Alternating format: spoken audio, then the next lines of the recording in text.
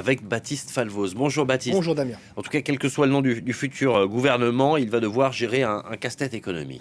Oui, l'économie italienne n'est pas à un paradoxe près. Alors sur le papier, tout n'est pas si noir, puisque le pays devrait afficher, selon la Banque d'Italie, une croissance de 3,2% cette année. C'est un bon chiffre. Il est dû en partie à la reprise assez solide du tourisme en Italie, ainsi qu'un rebond des exportations. Mais tout cela cache mal d'autres chiffres extrêmement préoccupants, ceux-là.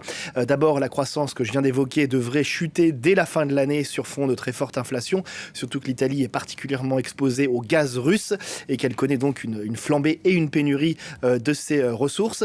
Et comme beaucoup d'autres pays d'Europe, elle va dépenser forcément de l'argent pour tenter de faire face à cette inflation, sauf que contrairement à beaucoup de pays d'Europe, elle n'en a pas les moyens. Elle est étouffée, l'Italie, par ce problème chronique qui est la dette abyssale, 150% du PIB, on va peut-être le voir sur l'infographie. Seule la Grèce fait pire dans l'Union européenne et rien n'indique que les choses vont s'améliorer dans les prochains mois face à un coût du crédit en Italie qui ne cesse de monter. Forcément, moins les marchés ont confiance dans l'économie d'un pays, plus les taux d'intérêt s'envolent et c'est le cas pour l'Italie. Ces taux d'intérêt avoisinent aujourd'hui les 4% sur 10 ans. C'est un chiffre qui est extrêmement important. Et pourtant, l'Italie, elle n'est pas toute seule, elle peut compter sur une aide très importante de l'Union européenne. Oui, souvenez-vous, ce gigantesque plan de relance qui avait été adopté en 2020 par les 27, un plan de relance de 750 milliards d'euros. Eh bien, l'Italie en prend la principale part sur le gâteau. Vous voyez, près de plus d'un quart de ce plan de relance, 191,5 milliards d'euros exactement,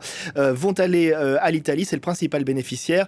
Certaines tranches ont déjà été débloquées, mais cela ne se fait pas sans contrepartie, puisque l'Italie doit lutter contre les maux chroniques qui entachent son économie maintenant depuis des décennies, le faible investissement de ses entreprises dans les secteurs innovants, son économie souterraine, l'inefficacité de son secteur public et bien sûr l'énorme déséquilibre entre le nord et le sud du pays. Et vous le voyez ici, le cahier des charges imposé par Bruxelles est assez drastique. Il faut une transition numérique, transition écologique, le développement des infrastructures ferroviaires, une réforme en profondeur de l'État, de l'administration publique souvent jugée inefficace, réforme de la justice.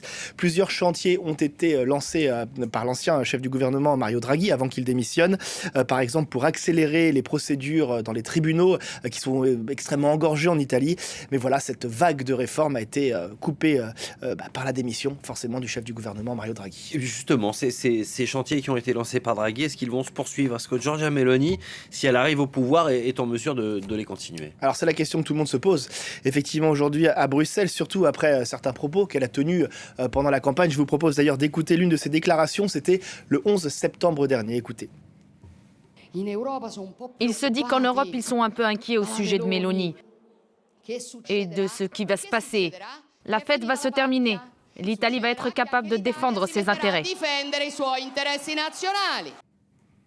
Voilà, la fête est finie en Europe, un ton de défiance. Giorgia Meloni parle de renégocier en partie ce plan de relance pour faire face à la flambée de l'énergie.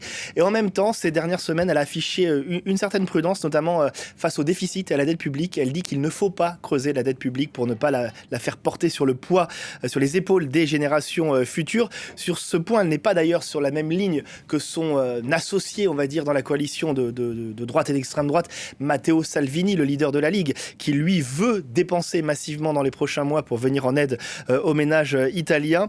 Pour un certain nombre d'observateurs, en fait, Giorgia Meloni n'a tout simplement pas les moyens politiques, les moyens de pression pour s'opposer de front à Bruxelles, tout simplement parce que l'économie italienne, son état de santé ne le lui permet pas. Et si elle accède au pouvoir, ce sera un savant jeu d'équilibriste entre la droite et les extrêmes droites en Italie. Merci beaucoup, Baptiste, pour cette info éco.